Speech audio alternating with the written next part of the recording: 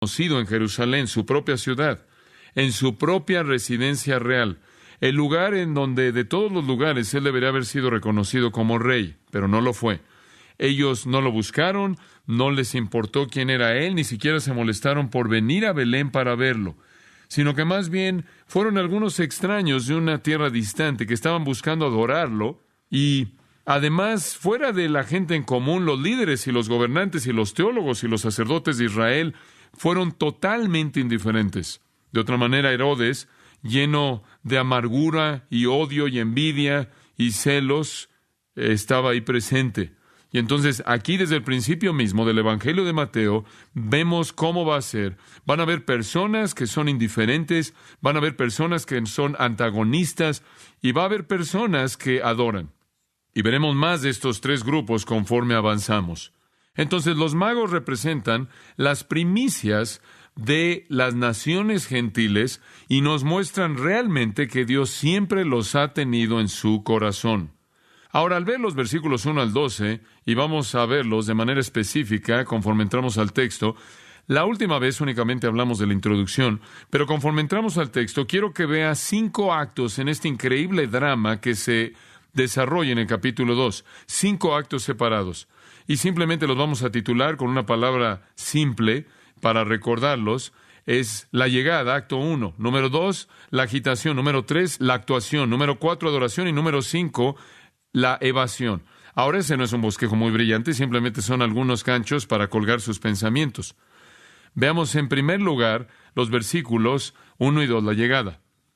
Cuando Jesús nació en Belén de Judea en días del rey Herodes, vinieron del oriente a Jerusalén unos magos, y recordará que le dije que realmente eso no se traduce, y es una referencia a cierta línea de sacerdocio que se recibía por herencia, una tribu de personas que originalmente aparentemente vinieron de los medos, pero a lo largo de los años habían llegado a ocupar un lugar de gran prominencia en los reinos de Persia, en el reino de los medos y el reino babilónico también, y entonces se volvió sinónimo en muchas maneras con ser un hombre sabio. Ser un mago era tener un lugar de un hombre sabio en la sociedad. Entonces vinieron estos magos del este a Jerusalén diciendo: ¿dónde está el rey de los judíos que ha nacido? Porque su estrella hemos visto en el oriente y venimos a adorarle. Ahora, obviamente, tenemos la llegada aquí. Poco después del nacimiento de Jesús, los magos llegan a Jerusalén. Ahora, hay 2 cosas que queremos señalar al principio del versículo 1. Primero, la frase en Belén de Judea. Ahora, Belén es un lugar callado. Aproximadamente está a unos 8 o más kilómetros al sur de Jerusalén. En el pasado se llamó Efrata, y así es designado por el profeta del Antiguo Testamento, Miqueas. Ahora, el nombre Belén es interesante. Significa casa de pan. Bet es casa, Lehem es pan. Casa de pan es un nombre apropiado para el lugar en donde el mismo pan de vida nació. Ahora, esta pequeña villa se encuentra ahí en un lugar fértil en el campo y era muy productiva. De hecho, le puedo dar a usted una descripción breve que podría ayudarle a visualizarla. He estado ahí un par de veces y voy a hacer lo mejor que pueda. Jerusalén, como usted sabe, se encuentra en una planicie, probablemente unos más de 2,000 pies sobre el valle que está abajo, y está ahí en la parte de arriba de un monte alto, y un poco al sur. Lo que es interesante acerca del lugar donde Belén se ubica es que en un extremo está un risco más alto y por otro lado hay un risco más alto. Es casi así como un asiento. Es como una cuna y Belén está ahí en medio, en la parte de abajo. El área, en gran parte, está constituida por roca caliza gris. De hecho, es lo único que ves, porque hay una norma ahí en la actualidad en Jerusalén, en esa área, que usted no puede construir ningún edificio a menos de que lo construya a partir de la piedra de Jerusalén. Entonces, los edificios simplemente se levantan del piso y se ven exactamente como se ve el piso. Y es una especie de roca caliza gris y se ve como una pequeña ciudad, es como un anfiteatro, es impresionante. La pequeña ciudad de Belén ha tenido una historia muy interesante. Se remonta hasta el libro de Génesis. Va a descubrir que en Belén Jacob sepultó a Raquel y estableció ahí un pilar o una especie de memorial ahí en su tumba. Inclusive, conforme usted toma un taxi Mercedes-Benz allá a Belén, algún hombre le va a apuntar, señalar, va a decir: esa es la tumba de Raquel, ahí al lado del camino. También descubrimos que cuando Ruth se casó con Boaz en el libro de Ruth, ella vivió en la ciudad de Belén Y desde Belén, Ruth podía ver claramente del otro lado del Valle del Jordán, y eso es verdad. Usted puede estar en ese lugar y puede ver del otro lado del Valle del Jordán, ver al otro lado del Mar Muerto y ver los montes de Moab al otro lado, y Ruth era una moabita viviendo en Belén, y ella podía haberse puesto de pie y haber visto su propia patria. Pero sobre todo, la ciudad de Belén fue el hogar y la ciudad del gran rey de Israel llamado David. Y eso es como se conoce de manera característica acerca de Belén. Eso es lo que más sobresale de Belén. Siempre será la ciudad de David. En 1 Samuel 16 y en 1 Samuel 17 y en 1 Samuel 20 encontramos indicadores de que esta fue la ciudad de David. De hecho, en 2 Samuel 23, cuando David era un fugitivo que estaba huyendo, él clama y dice que él anhela el agua de el pozo de Belén. Esa era su ciudad. En días postreros, más adelante, Roboam, después de que se partió el reino, allí en la época de Salomón, Roboam fortificó la ciudad, pero de manera única está ahí. Muchas cosas suceden en la historia, pero de manera única sobresale por ser la ciudad de David. Y realmente fue ahí, y esto es importante, realmente fue ahí, en ese pequeño lugar, en esa pequeña villa. Realmente no es una ciudad, es en esa pequeña villa que el pueblo de Dios había esperado por mucho tiempo que su Mesías naciera. Y había razón para ello, y la razón es que la profecía del Antiguo Testamento así lo indicó. Ellos esperaban que el hijo mayor de David saliera de la ciudad de David. Ellos esperaban que el Mesías naciera ahí, y cuando nació ahí, no se molestaron por reconocerlo. Ahora, un poco más de Belén para ayudarle a tener un retrato visual de la villa. Las casas de Belén están construidas ahí por todas las colinas. De hecho, es muy difícil encontrar un lugar plano, a menos de que usted suba ahí a donde está la plaza junto a la iglesia de la Natividad. Pero parece siempre que son muchas colinas que suben y bajan, y las casas están construidas por todas estas colinas, y con mucha frecuencia cuando una casa era construida ahí en la colina abajo de eso, debido a que la piedra caliza no era muy dura y debido a que había algunos hoyos naturales en el monte, la gente simplemente construía una cueva hueca que usaban como establo, y es muy probable que en una cueva hueca como esa nuestro Señor Jesús nació. Inclusive el día de hoy la Iglesia Católica cree que ha encontrado la cueva correcta. Claro, siempre encuentran algún lugar donde pueden ellos levantar una iglesia. En todos lados, excepto por la mitad, ahí en medio del mar de Galilea, no han podido construir una ahí donde Jesús caminó en el agua, pero en cualquier otro lugar en donde Jesús puso su pie, han colocado una iglesia. Y esta cueva en particular, creen que la han encontrado ya al lado de un monte, han construido una iglesia ahí arriba de eso, exactamente arriba. Entonces usted entra a la iglesia y baja por las escaleras y hasta abajo encuentra una pequeña cueva y tiene que agachar su cabeza y también sus hombros para que en cierta manera pueda meterse a esta pequeña cueva, y ese es el lugar donde dicen que Jesús nació. Ahora, por cierto, esto no es algo nuevo. Esto se remonta al emperador Adrián, cuando él primero reconoció que los cristianos pensaban que esta cueva era el lugar sagrado. Entonces pensó que él la profanaría muy bien. Entonces él construyó ahí una estatua a Adonis, un dios falso ahí. Y Constantino llegó allá por el siglo IV y destrozó el templo a Adonis y construyó una iglesia ahí, y esto ha continuado así, y se piensa que ahí es el lugar. Entonces es una pequeña villa que está construida en un montón de colinas donde las casas realmente tenían debajo de ellas un pequeño establo, un establo hecho de un lugar hueco ahí en el monte. Ahora, este es Belén de Judea, no es significativo y quizás es apropiado. Entonces, cuando alguien piensa en Belén, solo piensan en una cosa, y es el nacimiento de Jesucristo, y quizás esa es la manera en la que Dios quiso que fuera, y por eso escogió un lugar muy oscuro. Sin embargo, un lugar lo suficientemente cercano a Jerusalén como para que hubiera llamado la atención de la población entera cuando el rey naciera. Si ellos hubieran sido sensibles a Dios, ellos habrían podido identificar esto como Él lo hubiera querido. Ahora notarán que no hay duda alguna de que algo de tiempo ha pasado. Entre el capítulo 2 y el versículo 1, cuando los hombres sabios llegan y el nacimiento de Cristo, hay un periodo de tiempo que pasa. Y señalé esto la última vez, y no voy a entrar en esto a gran detalle, pero me parece que han pasado varios meses, por lo menos varios meses que han pasado. Hay un buen periodo de meses. Jesús nació en algún punto cerca del fin del año y Herodes murió en algún punto cerca del principio del año siguiente. Sabemos que murió, o por lo menos creemos que él murió en algún punto cerca del fin de marzo, al principio de abril, en un eclipse lunar, en el año 4 antes de Cristo. No podría haber sido más de 4, 5, 6 meses, por lo menos en mi juicio, después del nacimiento de Cristo. Y también notarán esto, nos dice ahí en el versículo 11, y al entrar en la casa vieron al niño con su madre y postrándose lo adoraron. Cristo ya no está en el pesebre, ya no está en el establo, está en la casa. Y le dije la última vez que es muy probable que habían estado en el templo para la purificación. Cuando una dama judía tenía un bebé, pasaba cierto periodo de tiempo, ya tenía que ir y purificarse y ofrecer sacrificio. Y le dije que ellos ofrecieron lo que ofrecía un pobre. Y había pasado algo de tiempo después del nacimiento de Cristo. Sin duda alguna habían llevado los regalos que los hombres sabios les habían traído. Ellos habrían comprado un sacrificio más grande si hubieran tenido el dinero.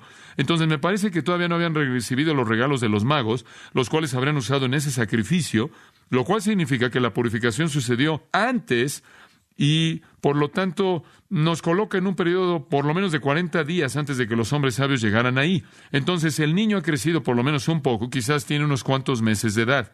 Ahora, hay algo interesante también aquí, y solo le estoy dando algo de información como para preparar el contexto. Notarán que dice en los días del rey Herodes.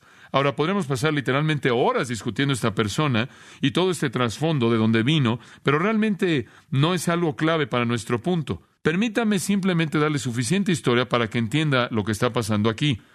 Este hombre realmente no fue estrictamente un judío, él era un edomita. Ese es o idumeo, otra palabra, edomita, idumeo, que es lo mismo, que vino de un área al este y al sur un poco de Jerusalén. Él se había puesto a disposición de los romanos. Ahora recuerde esto, los romanos entraron y se apoderaron de esa área, y la gente que era inteligente, en cierta manera, se ponía a los pies de los romanos, ¿no es cierto?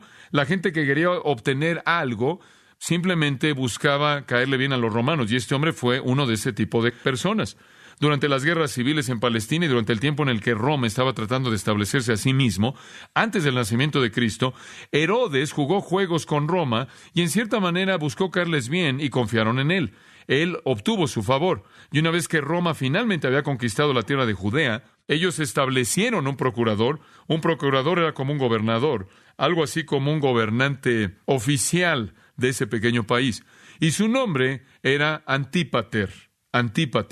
Y él era un edomita. Él era un edomita y Herodes era su hijo. Cuando ellos querían un gobernante, ellos encontraron a este hombre Antípater y Herodes era su hijo. Pero Herodes se había esforzado tanto por caerle bien a los romanos que ellos establecieron a Herodes como el tetrarca de Galilea. En otras palabras, ellos necesitaban un hombre que se encargara de Jerusalén y Judea y alguien más que en cierta manera controlara el área rural. Era una posición inferior en importancia, no obstante era una posición de honor entre los romanos. Entonces establecieron a Antípater en Jerusalén y Judea y también a Herodes en Galilea. Y entonces en el 47 antes de Cristo, eso es antes del nacimiento de Cristo, Herodes fue hecho tetrarca de Galilea. Ahora, 7 años después, en el 40 antes de Cristo, esa área de los medopersas, de los partos, de la que hemos estado hablando, de donde vinieron los magos, comenzó una guerra civil. Y ellos cruzaron y atacaron el área de Palestina y Siria y demás. Y Herodes se subió rápidamente a un barco a Roma y se fue. Y él podía ver el escrito en la pared. Y él se fue a Roma y decirles lo que estaba pasando. El este estaba comenzando a molestar esa pequeña área que era así como un colchón. Entonces Herodes huyó a Roma, y este es el hijo de Antípater. Ahora él llega a Roma, y él comienza a hablarle al Senado romano, y realmente busca caerle bien al Senado romano, y él convence al Senado romano de que él es pro-romano, pero que él también viene de esa parte del mundo, y él sabe cómo manejar las situaciones por ahí, etcétera, etcétera, etcétera. Él quiere autoridad absoluta. Y entonces, alrededor del 40 antes de Cristo, el Senado romano hizo de Herodes el rey de los judíos. Ahora recuerde eso. Ellos hicieron de Herodes el rey de los judíos. Y dijeron, mira, llévate un ejército, y le dieron un ejército. Le dieron algunas tropas y le dijeron, mira, tú ve ahí y levanta tu propio reino por allá y tú haz lo que quieras. Bueno, le tomó 3 años hacer eso, le tomó 3 años finalmente poder adquirir el poder que tenía en título. Y finalmente en el 37 antes de Cristo él ganó, y él se volvió rey de los judíos. Y ese es un título que mantuvo hasta que murió. Siempre trató de mantener el título de rey de los judíos. Ahora, ¿ve ahí usted la pregunta que los magos hicieron en el versículo 2? Diciendo, ¿dónde está el rey de los judíos que ha nacido? Bueno, eso fue suficiente como para llenar de pánico a Herodes. Digo, él había buscado esto como un desesperado político. Él había viajado hasta Roma y había jugado su juego para caerle bien al Senado romano. Él había obtenido el derecho de ser el rey de los judíos, se había llevado de regreso un ejército y había peleado durante 3 años para ganarse el derecho de que eso fuera una realidad. Y después él se había aferrado a esto hasta este entonces. Y ahora de pronto viene un montón de hacedores de reyes de Persia, entran ahí por la ciudad preguntando por todos lados quién es el rey de los judíos que ha nacido. Y Herodes tiene miedo. Ahora, algo del shock, del miedo de esta escena entera se indica de nuevo en el versículo 1, cuando dice, cuando Jesús nació en Belén de Judea, en días del rey Herodes, vinieron del oriente a Jerusalén unos magos. No solo vinieron magos, pero ¿puede usted creer que vinieron magos? O si usted es Herodes, estamos en problemas o lo que sea. Es inesperado, es asombroso, lo deja boquiabierto, impresionante. Vinieron magos del este preguntando, ¿dónde está el rey de los judíos que ha nacido? Ahora, francamente, no debería haber sido tan sorprendente. Realmente, si esas personas judías hubieran analizado cuidadosamente el Antiguo Testamento y sin duda alguna habrían llegado a ver que había una buena indicación de que el tiempo era el correcto. Los historiadores nos reiteran que en ese entonces, en el mundo, ahora escuche esto, me parece fascinante que en ese entonces en el mundo había un tipo extraño de expectativa de que iba a llegar un rey. La gente en el este tenía esta expectativa y esa es en parte por qué los magos vinieron. La gente en muchos lugares esperaban la llegada de un rey. Ese era el medio ambiente del día, de la época. Inclusive los historiadores romanos reconocieron esto. Por ejemplo, Suetonio escribió, se había esparcido por todo el oriente una creencia antigua y firme de que ya era apropiado el momento para que hombres vinieran de Judea a gobernar el mundo. Ese es Suetonio. Y Suetonio habría escrito más adelante, particularmente acerca de los días de Vespasiano, y Vespasiano conquistó Israel en el 70 después de Cristo. Entonces quizás Suetonio escribió un poco después de eso, pero él miró atrás y dijo que era un día en el que había una expectativa de que hombres vinieran de Judea a gobernar el mundo. Ellos estaban viendo ese lugar. Tácito, el famoso historiador romano, habla de la misma creencia, y cito, había una persuasión firme, dice Tácito en sus historias, que en este momento mismo el este iba a llegar a ser poderoso y gobernantes vendrían de Judea para adquirir un imperio universal. Así dice Tácito. Los judíos, de acuerdo con Josefo en su volumen Guerras de los Judíos, dice Josefo lo siguiente, que alrededor de ese entonces los judíos creían que uno de su país se iba a volver gobernador de la tierra habitable, poblada. Poco tiempo después encontramos a Tiridates, rey de Armenia, visitando a Nerón en Roma con sus hombres sabios junto con él, de acuerdo con Suetonio. Encontramos a los magos en Atenas sacrificando a la memoria de Platón. Y al mismo tiempo en el que Jesús nació, encontramos a Augusto, el emperador romano, siendo reconocido como el Salvador del mundo. Y encontramos al poeta romano Virgilio escribiendo acerca de la época dorada que acababa de empezar. Como puede ver, los romanos estaban esperando una época dorada. El este venía al oeste con sus hombres sabios. Había un sentimiento tremendo de que en algún momento, de algún lugar, iba a venir un gran salvador del mundo, un gran líder, un gran gobernante. Ahora, no sé de dónde vino la expectativa. El tiempo estaba listo. Y vinieron hombres sabios o magos del este a Jerusalén. Quizás fue que reconocieron lo que Pablo le dijo a los Gálatas, que en la plenitud del tiempo Dios envió a su Hijo, hecho de mujer, hecho bajo la ley. Había un sentido en el cual el tiempo era el propicio y algunas personas podían sentirlo. Y estos magos basaron su información en Daniel y otra información que habían recibido de los judíos que ahora estaban viviendo en su tierra desde la cautividad. Y en base a su propio sentido de fe en el Dios verdadero, y en base a su propia expectativa de que Dios cumpliría su palabra, y en base a lo que vieron en el cielo, que ya es llamado una estrella, que ellos vinieron a Jerusalén. Ahora la gente siempre dice, ¿cuántos eran? No sabemos. Pero como les dije, tampoco sabemos cuáles son sus nombres, es especulación pura. Pero tienen una razón por venir. Observe el versículo 2, diciendo, y aparentemente la construcción griega aquí, dice que estaban diciendo todo esto por todos lados, ellos continuamente estaban diciendo, ¿dónde está el rey de los judíos que ha nacido? Porque su estrella hemos visto en el oriente y venimos a adorarle. Ellos seguían preguntando, ¿dónde está el rey de los judíos que ha nacido? Todo mundo se debe haber impresionado cada vez que oían la pregunta de los magos, algo así como que la gente hubiera respondido, ¿mande? Ellos debieron asumido que estas personas habrían sabido eso. Digo, después de todo, eran los judíos. Y ciertamente ellos habrían sabido cuando su rey había nacido y dónde habría nacido. Pero hay dos cosas que me impactan en este versículo conforme lo leo, y quiero responder esas preguntas porque son dos preguntas que me impactan. Pregunta número 1, ¿cuál fue la naturaleza de la estrella? Hemos visto su estrella en el oriente y venimos a adorarle. ¿Cuál era la naturaleza de la estrella? Hice algo de lectura esta semana y la semana pasada para tratar de entender cuál era la estrella. No van a creer las sugerencias. En primer lugar, algunas personas dicen que era una estrella bona fide, honesta, genuina. Algunos dicen que era Júpiter, porque Júpiter es llamado el rey de los planetas. Algunos dicen que esta es la teoría de Kepler, que era la conjunción de Júpiter y Saturno en la señal de el pez. Y algunos dicen que simplemente era un cometa que estaba errando. Algunos dicen que era un meteoro que estaba a una altitud baja. Y algunos dicen que era la estrella del destino en el corazón de la humanidad. Eso realmente son teorías bastante ridículas. Les voy a decir lo que yo creo. Vean Lucas 2:9. Y quizás esta le va a ayudar a responder una pregunta que probablemente tuvo desde que era un pequeño. Y si todavía eres un pequeño, todavía la tienes. Lucas 2:9. Ahora, aquí hay una buena clave. Aquí no estamos en el incidente de los hombres sabios, pero en el de los pastores. Y fueron los primeros que llegaron y eran de Israel. Y en cierta manera son un retrato del remanente. En la misma región habían pastores que estaban en el campo, que estaban cuidando a su rebaño de noche, y aquí un ángel del Señor vino a ellos, y la gloria del Señor los rodeó, y tuvieron mucho miedo.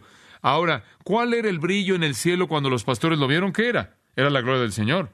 Y si usted regresa al Antiguo Testamento y estudia el concepto de la gloria de Dios, va a descubrir que la gloria de Dios se manifiesta como luz, ¿no es cierto? Una y otra y otra y otra vez en el Antiguo Testamento, la gloria de Dios se manifiesta como luz. Cuando Dios radia su presencia, Él la transforma en una luz inefable. Cuando la gloria de Dios apareció de día, era como una nube de luz. Cuando aparecía en la noche, era como un pilar de fuego. Cuando la gloria de Dios descendió en el tabernáculo, era luz. Cuando Moisés ascendió al monte y dijo, muéstrame tu gloria, Dios lo escondió en una roca y Dios le mostró su gloria manifiesta como luz. Y había tanta luz que afectó su rostro, y cuando descendió del monte y le habló a la gente, su rostro resplandecía. La gloria de Dios es luz refulgente. Y cuando Jesús reveló quién era y reveló su gloria en el monte de la transfiguración, Él hizo a un lado su carne y ellos vieron su ¿qué? Su gloria como luz transparente. Y cuando Jesús venga la segunda vez del cielo, Él va a venir en luz refulgente, y Apocalipsis dice, Dios va a apagar las luces del cielo, las estrellas van a caer, todos los soles, las lunas, todo se vuelve totalmente oscuro, el cielo se enrolla como un pergamino, y cuando esté totalmente oscuro, y cuando venga Cristo, es revelado como luz refulgente, y la gente clama porque las rocas y los montes caigan sobre ellos para esconderlos de la faz de su gloria. Ahora, todo eso para recordarle que la gloria de Dios se manifiesta en las Escrituras como luz, como luz. Él le dijo a Moisés que no podía ver su rostro y vivir, porque será consumido en ella. Será como estar a 10 pies del sol, nada más que sería 1,000,000 de millones de soles. Y creo que esa era la gloria del Señor que brilló esa noche, cuando la gloria de Dios estaba descendiendo a la tierra. Fue la gloria de Dios descendiendo en la tierra, viniendo en forma de hombre. Y yo creo que esa gloria de Dios es lo que los hombres sabios vieron. Ahora, permíteme darle algo más de apoyo en esto, porque creo que es algo interesante rastrear este pensamiento. La palabra clave en el Antiguo Testamento, la palabra hebrea para estrella, es la palabra kochá. No que eso es importante, es simplemente un punto de contacto con el hebreo, pero tiene un significado básico, y su significado básico es de brillar o tener algo refulgente. Ahora, algunas veces la palabra koché es usada como una estrella real, algunas veces es usada para hablar de una estrella regular, algunas veces es usada para hablar de un ángel, algunas veces es usada para hablar de hombres. Entonces, no necesariamente siempre significa una estrella real. Puede significar cualquier cosa que está como algo refulgente, algo que brilla, cualquier cosa que brilla de una manera increíble. De hecho, en Números 24:17, una escritura muy interesante, dice, y esta es una profecía mesiánica, lo veré, pero no ahora. Lo contemplaré, pero no cerca. Ahora escuche. Y vendrá una koshá de Jacob, y un cetro se levantará de Israel. Ese es Números 24:17. Esta es una profecía mesiánica. Vendrá alguien brillante, alguien refulgente. Vendrá una estrella. Y escuchen, yo creo que la profecía es esta, que ningún otro, nadie más que la gloria de Dios encarnada es la estrella, es el que brilla. Vea por un momento Mateo capítulo 24. Mateo 24:4. Bueno, vayamos al versículo 30. 24:29. Inmediatamente después de la tribulación de aquellos días, el sol se oscurecerá y la luna no dará su resplandor, y las estrellas caerán del cielo y las potencias de los cielos serán conmovidas. Y ahora escucha esto. Entonces aparecerá la señal del Hijo del Hombre en el cielo. Noten, la señal. En otras palabras, siempre que el Hijo del Hombre está a punto de aparecer, va a haber una señal apuntando a él. ¿Sabe usted para qué es una señal? La señal es para apuntarlo a algo que debe ver. Usted está manejando por el camino y la señal dice Roscoe Boulevard a 3/4 de milla. La señal no es Roscoe Boulevard, sino que está ahí para apuntarlo a Roscoe Boulevard. Tiene una función. Su propósito consiste en apuntarlo a algo. Y el Hijo del Hombre tiene una señal. La señal del Hijo del Hombre en el cielo. Hoy es interesante. La señal está en el cielo. ¿Y cuál es? Y entonces, y verán al Hijo del Hombre viniendo sobre las nubes del cielo con poder y gran gloria. Ahora, aquí está su kochá, su luz refulgente. Y aunque kochá, la palabra hebrea no es usada en el Nuevo Testamento, es la misma idea. Yo creo que esta señal del Hijo del Hombre no es nada más y nada menos que la gloria Shekinah de Dios mismo. Dios revelándose a sí mismo en luz gloriosa e inefable.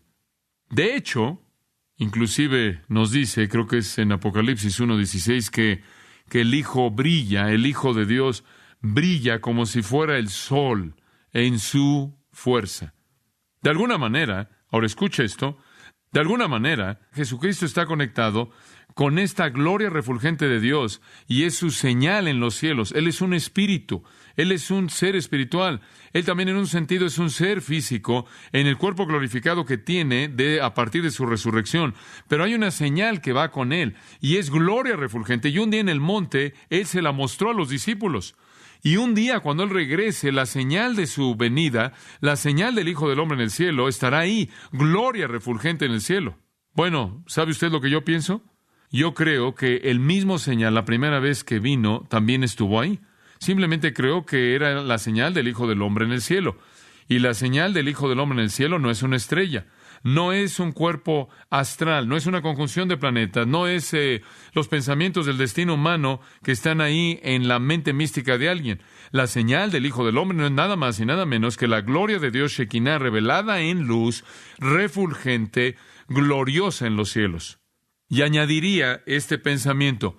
Versículo 2 dice, hemos visto, escuchen esto, su aster, su refulgencia. La palabra aster, incidentalmente, es la palabra que se traduce estrella aquí, pero es usada de otras cosas diferentes de estrellas.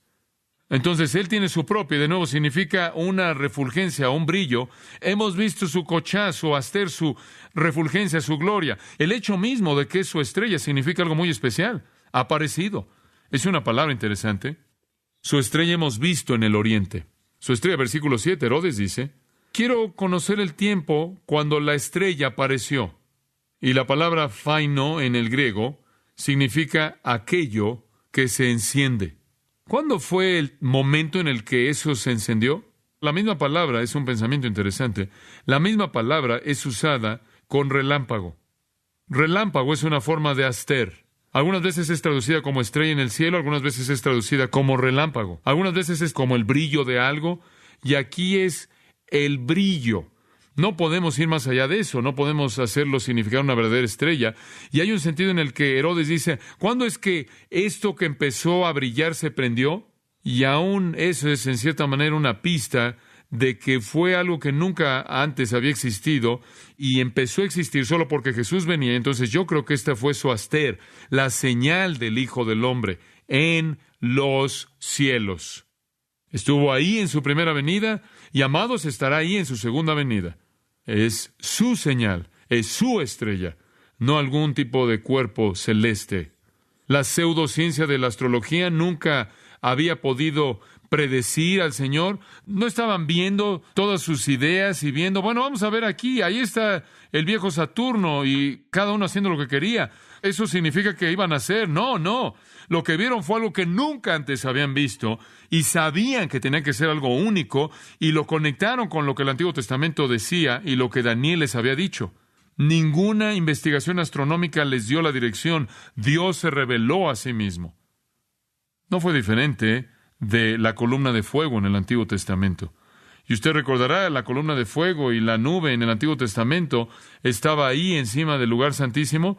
Bueno, esto nos dice que fuera lo que fuera la estrella, ahí estuvo y estuvo sobre la casa en donde nació. Ahora, ¿usted me puede explicar cómo una estrella literal podía hacer eso? No puede, porque no es ninguna otra cosa que la señal del Hijo del Hombre. Dice usted, bueno, si era una gloria tan magnífica, refulgente de la señal de Cristo en los cielos, ¿cómo es posible que los hombres sabios estuvieron allí en Persia y nadie más lo vio? Bueno, esa es una buena pregunta y esa es la segunda pregunta que yo hice.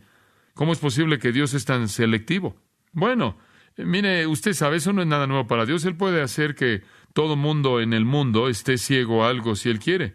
En Éxodo capítulo 14, encontré un buen paralelo, Éxodo 14, 19, dice, y el ángel de Dios, quien iba delante del campamento de Israel, se quitó e iba tras de ellos. Ahora, están allá atravesando el Mar Rojo, entonces los ángeles han estado guiándolos allá al Mar Rojo, y una vez que llegan al Mar Rojo, Él pasa a la parte de atrás, Él va atrás de ellos.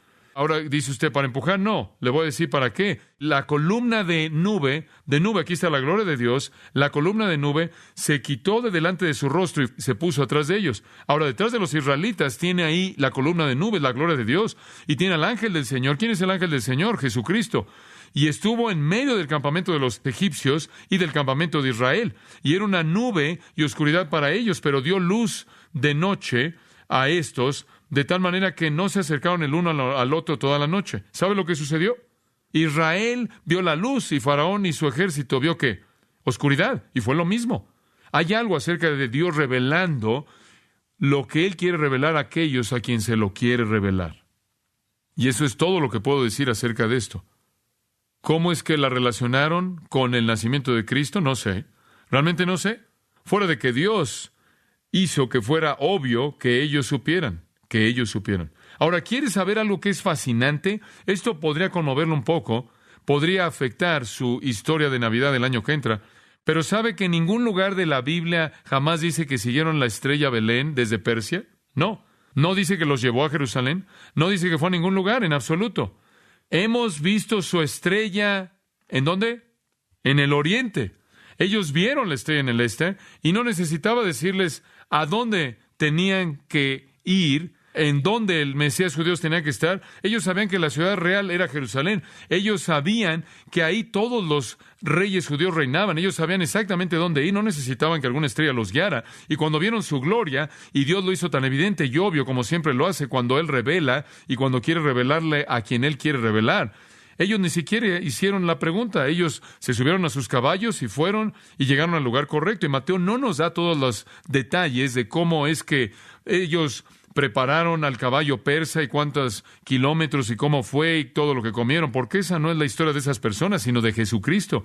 Y tienen un lugar solo en lo que a Cristo tiene que ver. Entonces los detalles no están ahí, pero me parece increíble cómo Dios hace las cosas cuando Él quiere que sus cosas se hagan. Le dio estos magos, estos gentiles que temían a Dios, allá desde Persia, estos establecedores de reyes, su señal, y ellos sabían que era su señal, y ellos sabían que debían ir a Jerusalén. Y el énfasis de Mateo es tan hermoso. Él dice en el versículo 2, diciendo, porque su aster hemos visto en el oriente, y hemos venido, ¿para qué? ¿Venimos a qué? Adorarle. Ellos sabían que Él debía ser adorado. Venían a adorarle. Ellos sabían que no había otro digno como este. Y tenían razón. Aquí tienen ustedes a paganos que no tenían a nada que los guiara, sino las indicaciones de las profecías del Antiguo Testamento. Nada que los guiara, sino su propia ciencia mezclada con sus supersticiones simpáticas. Sin embargo, son verdaderos buscadores de Dios. Y cuando la señal vino, con toda su falta de información, ellos se embarcaron de manera entusiasta en un viaje para buscar a un rey que habían esperado por mucho tiempo.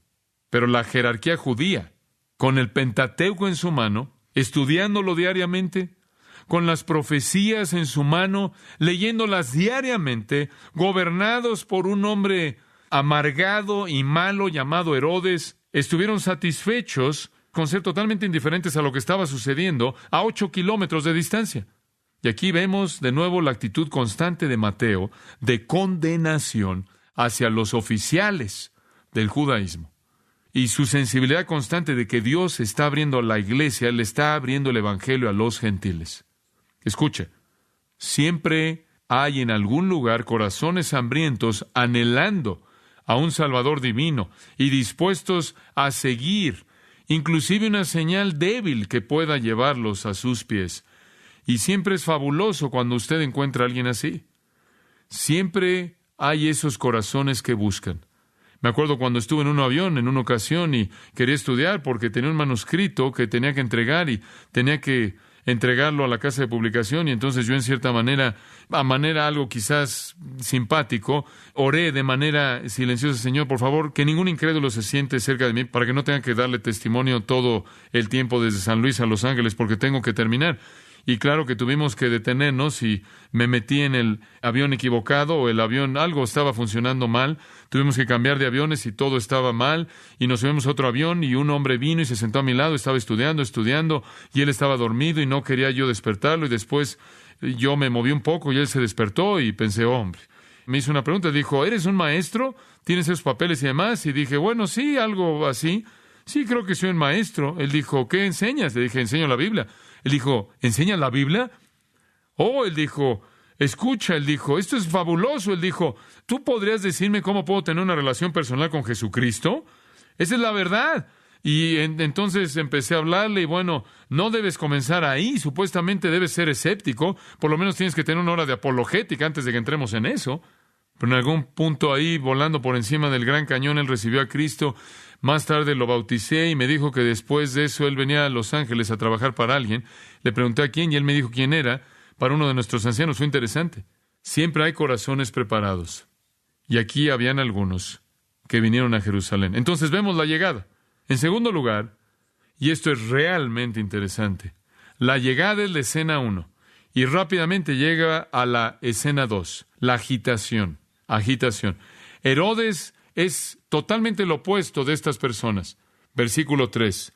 Oyendo esto, el rey Herodes se turbó. Oyendo esto es que estos hombres habían llegado. Herodes se turbó y toda Jerusalén con él. Ahora Herodes sabía muy bien que él estaba sentado ahí en un polvorín. En primer lugar, él sabía que la gente de la ciudad no lo quería. Y no querían el gobierno romano, y querían su propia independencia y autonomía, y él sabía que ellos tenían aspiraciones de derrocarlo y derrocar a Roma, y él también sabía que si los persas se involucraban y formaban esta enorme confederación que involucraba este llamado rey de los judíos, realmente estaba en problemas. Su ejército estaba fuera del país temporalmente.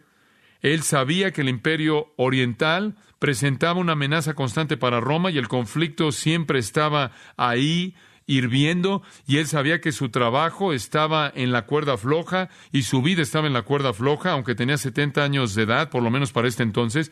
Él todavía quería aferrarse a todo lo que tenía, entonces se turbó. Él estaba en pánico. Es una palabra que realmente significa estar agitado y enojado. De hecho, no sé si hay una palabra más fuerte que esta en referencia a este pensamiento. Una buena referencia de comparación sería Mateo 14:26, donde la misma palabra es usada y dice lo siguiente: cuando los discípulos vieron a Jesús caminando sobre el mar, fueron agitados, se turbaron. Es la misma palabra. Digo, realmente esto es algo anormal, esto es algo molesto. Estaban en un estado de pánico. Ahora él está agitado. Él tenía razón para estar así. Después de todo, era el rey de los judíos en su propia mente. Él había peleado mucho por llegar ahí y mantenerlo. Y ahora de pronto alguien ha llegado. Él va a quitarle el trono. Y aquí están los que establecen reyes para asegurarse que lo reciba. Hombre, esto es algo serio. Y este tipo de rumor, él podía imaginarse, este tipo de rumor ahora está por toda la ciudad. Hay un nuevo rey de los judíos, hay un nuevo rey de los judíos. Oíste que los persas están aquí, los que establecen reyes están aquí, hay un nuevo rey de los judíos. Y él puede imaginarse toda la conmoción de libertad, se puede imaginar las manifestaciones de libertad entre los fanáticos y los celotes y el país. Bueno, él está temblando. Entonces él se da cuenta, tengo que tomar pasos radicales. Y en su mente depravada, putrefacta, comienza a pensar en un plan. Y bueno, él francamente, él se excedió porque a partir del registro de Mateo no parece que la población de Jerusalén estaba impresionada con las preguntas de los magos. Usted no ve aquí una masa de personas que está llegando a Belén. No parecían entender lo que estaba pasando. No parece haber ningún tipo de agitación y me parece tan difícil creer que es asombroso. Digo, están aquí estas personas famosas que establecían reyes que vienen de Persia haciendo una pregunta como esta. Usted podría haberse imaginado que la gente habría venido aquí llegando en multitudes, pero es parte de la manera en la que va a ser, porque la Biblia simplemente dice, él a lo suyo vino y los suyos no lo recibieron. Él estuvo en el mundo y el mundo no le conoció. Y es verdad que todas las circunstancias normales habrían dictado mucho interés, pero no había nada. Nada. No hubo una especie de mentalidad de que vamos a vencer, vamos a levantarnos en armas que se fomentaba en Jerusalén. No había un nuevo rey que buscara derrocar a Herodes, y creo que hay una razón para esto, básicamente, y la razón es que temían más a Herodes que confiaban en Dios. Temían más a Herodes de lo que confiaban en Dios, de lo que confiaban en la palabra de Dios. Realmente temían lo que él haría, y observen lo que dice. Él dice que él se turbó y toda Jerusalén con él. ¿Por qué se turbaron? Porque lo temían tanto, y temían mucho. ¿Por qué temer? Ellos habían aprendido mucho tiempo antes, a través de la experiencia triste, que no había límites para la ira y venganza de este maníaco. Digo, realmente era un maníaco. Y pensaron, hombre, estos hombres se hicieron enojar a Herodes y vamos a estar aquí en un baño de sangre. Ellos temían. Ahora, permítanme hablar de Herodes por un momento. Él cometió algunas atrocidades que son difíciles de describir. Pero en primer lugar, permítanme hablar de las cosas positivas. Él era un hombre muy capaz. Y normalmente la gente diabólica que llega a este nivel tiene alguna capacidad. Mientras que fue un gobernante joven en Galilea, él tuvo victorias tremendas en todas las guerrillas. Siempre existieron estas guerrillas de montañas, digo, no guerrillas animales, sino soldados, y él solía derrotar estos pequeños grupos de guerrillas en Galilea, y él trajo una verdadera paz ahí. Era muy eficiente al recolectar impuestos para Roma, entonces Roma lo quería. Él era un orador muy capaz y un diplomático muy sutil. La historia nos dice que él era un líder muy decisivo, determinante en la batalla, y él podía cambiar el curso de una batalla de la derrota a la victoria. Él fue el único gobernante en la historia de Palestina que inclusive tuvo éxito en mantener la paz y traer orden. En tiempos de dificultad, él le dio a la gente de regreso su dinero de impuestos para que pudieran tener lo suficiente. En el 25 a.C. hubo un hambre tremenda y él derritió las placas de oro en el palacio y le dio el dinero a los pobres. Era un hombre sutil y era un hombre inteligente y hacía lo que podía para que la gente lo quisiera. Él fue un gran arquitecto, un gran constructor. Él construyó un teatro en Jerusalén, construyó un anfiteatro, construyó un hipódromo. ¿Sabe lo que es un hipódromo? Es un lugar donde corrían. Y él también construyó un palacio magnífico para sí mismo. Inclusive, él comenzó en el 19 a.C. la construcción del templo, el gran templo herodiano. Y murió mucho antes de que lo concluyó. Y claro que fue totalmente demolido en el 70 después de Cristo, cuando Tito Vespasiano y su ejército romano vino y conquistó a Jerusalén. Él restauró a Samaria de su situación depravada. Él construyó la ciudad de Cesarea con su magnífica ciudad de puerto. Él mejoró y renovó ciudades como Beirut, como Antioquía, como Damasco, Tiro, Sidón, Rodas. Inclusive hizo contribuciones a los edificios en Atenas. Él construyó la fortaleza en Masada, la cual fue una fortaleza impregnable. Él tuvo un gran programa de beneficencia. Y cuando la gente tenía problemas encontrando ropa, él importó ropa para ellos. Entonces, él hizo cosas para quedar bien con la gente porque era un político inteligente. Pero él también fue cruel, un hombre diabólico y maníaco.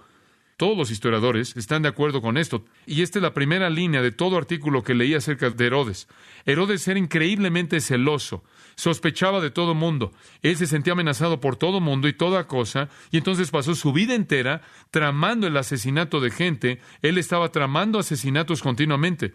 Él no quería a los asmoneanos, quien era una familia de gente, y entonces él tramó asesinar a todos ellos. Eran los descendientes de los macabeos. Y recordará que los macabeos eran un grupo de personas judías que habían peleado por la libertad contra los griegos, y cuando los romanos llegaron, él temía que los parientes de los macabeos hicieran lo mismo contra él, y entonces él simplemente prefirió matarlos a todos para que ninguno de ellos tuviera esperanza alguna de llegar a hacer eso. Él tuvo 10 esposas y 2 hijos, y su esposa más notable fue una dama llamada Mariamne. No que eso es importante, simplemente para que usted sepa, puede ver quizás en algún momento al leer la historia. Mariamne tenía un hermano, su hermano se llamaba Aristóbulo, y Aristóbulo era el sumo sacerdote cuando él estaba en el poder, cuando Herodes estaba en el poder, y él temía tanto a Aristóbulo que decidió asesinarlo. Este es el hermano de su esposa. Entonces, en un día, cuando hacía mucho calor, dijo, vamos a tener una fiesta en Jericó. Jericó era como Palm Springs. Usted va ahí a Jericó, al monte de Jericó, era un gran lugar, un maravilloso lugar turístico, hermosas palmeras, había agua agradable ahí, buen sol, era un lugar fabuloso. Entonces, en un día caliente, lo invitó para nadar ahí en el río Jordán, ahí cerca de Jericó, y la familia motivó al joven para que se metiera al agua, y cuando se metió, claro, tenía otros hombres que lo esperaban, pretendiendo jugar con él, se metieron al agua, y mientras que pretendían jugar con Aristóbulo, lo detuvieron ahí abajo del agua hasta que lo ahogaron y murió. Realmente nunca nadie supo lo que pasó. Entonces Herodes proveyó un funeral magnífico y fue al funeral y lloró todo el tiempo. Inclusive él mató a su propia esposa, Mariamne. Él también ejecutó a su madre porque él no quería que lo molestara, Alexandria. Él tuvo 2 hijos que no le caían bien, entonces los mató a los 2 porque temía que ellos quisieran quitarle el trono. 5 días antes de su muerte, él ordenó que su tercer hijo fuera ejecutado. Él tenía un hambre de poder, sospecha, un deseo maníaco de vengarse que esclavizó al hombre todos los días de su vida. Fue un hombre cruel, sediento de sangre, un tirano controlado por el pánico, y fue conocido como un asesino. La culminación de esta caracterización tuvo que ser esto. Cuando él iba a morir, él sabía que iba a morir en una cuestión de días, entonces se retiró a Jericó. Y él dio órdenes de que se hiciera una colecta de los ciudadanos más distinguidos de Jerusalén, que los trajeran a todos, los arrestaran y inventaran cargos contra ellos, los encarcelaran, todos los ciudadanos judíos más distinguidos de la ciudad, y dijo, en el momento que muera, mátenlos a todos. Y le dijeron, ¿por qué? Y él dijo, porque nadie va a llorar cuando yo muera, y quiero que cuando muera, lloren en esta ciudad. Ahora, cuando estos magos entran a la ciudad diciendo, ¿dónde está el rey de los judíos que ha nacido? Y la Biblia dice que se turbó, él se turbó. Esto era lo que más le turbaba más que nada, una amenaza a su poder. Y realmente estaba agitado. Y esto me parece tan interesante, el contraste entre la paz en los corazones de los magos y el pánico en el corazón de Herodes. Y quizás esto es porque eran hombres sabios y habían necios, y Herodes fue un necio. El doctor Gablein dice, y cito, la gran ciudad, con sus instituciones magníficas religiosas, su templo herodiano maravilloso, todavía en el proceso de ser construido, su sacerdocio aristocrático y sus instituciones benevolentes, no tuvo conocimiento del rey. No deseaban que el rey viniera. Estaban satisfechos consigo mismos. Esto apunta a la historia entera del rechazo del rey, el Señor del cielo, de que no hubo lugar para él ahí en la posada. Y tampoco hubo lugar para él entre los suyos. No lo recibieron, y Herodes el rey estaba turbado y toda Jerusalén con él. Él temía por su trono, el cual no era de él, y Jerusalén sabía que el temor de Herodes significaba rebelión, baño de sangre y sufrimiento. Fin de la cita. Tiene razón. Lo que él está diciendo es que la razón por la que todo mundo estaba enojado era porque sabía qué tipo de hombre era Herodes y temían lo que sucedería. Y permítame decirle algo, tenían el derecho de temer porque no fue cuestión de días, sino hasta que Herodes envió a sus soldados a matar a todo bebé en la tierra que tuviera menos de 2 años de edad para asegurarse que él matara a este rey potencial. Y esta es la razón por la que Jerusalén se turbó. Esto es emocionante, ¿no es cierto? Oremos. Padre nuestro, estamos emocionados cuando vemos la palabra de Dios abierta a nuestro entendimiento. Y nuestro gozo viene porque anhelamos tan profundamente entender tu palabra. Y hay cierto sentido de emoción que viene con ese entendimiento. Pero confesamos, Padre, que no hay una emoción en absoluto, que no hay gozo en absoluto cuando nos damos cuenta de todo lo que esto significó.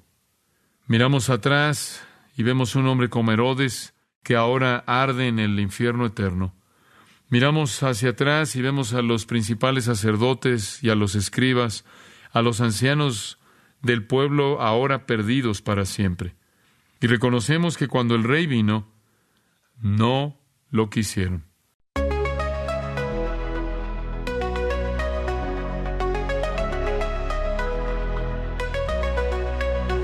In the haze of neon dreams, I wander through the night, lost in a sea of stars where your whispers take flight. Electrified emotions, they dance around my heart in this digital garden where we never have to part. Shadows blend with colors as the beat sets me free. Every note a memory, every rhythm you and me. Echoes of you in synth waves, feel you near in the pulsing hazes. Let your world where we collide. You lost the rhythm in my mind. With the glow of city lights, our shadows intertwine in this kaleidoscope of love where the past and future align. With every step I take, I feel your presence strong, and this digital symphony where our hearts belong. Shadows blend with colors as the beat sets me free. Every note a memory, every rhythm you and me. Echoes of you in synth waves, feel you near in the pulsing hazes. Let your world where we collide. You lost the rhythm in my mind.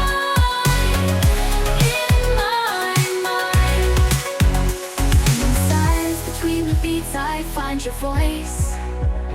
In the flicker of the lights, I see your choice. Together in this dream we'll never fade. In the echoes of our love will always stay. Echoes of you in synth waves, feel you near in the pulsing hazes. Let your world where we collide. You lost the rhythm in my mind. Music fades away in the quiet of the night. Your echoes stay with me in the softest synth light. In this digital garden where our love resides. In the echoes of you, I'll always confide. As the music fades away in the quiet of the night, your echoes stay with me in the softest synth light. In this digital garden.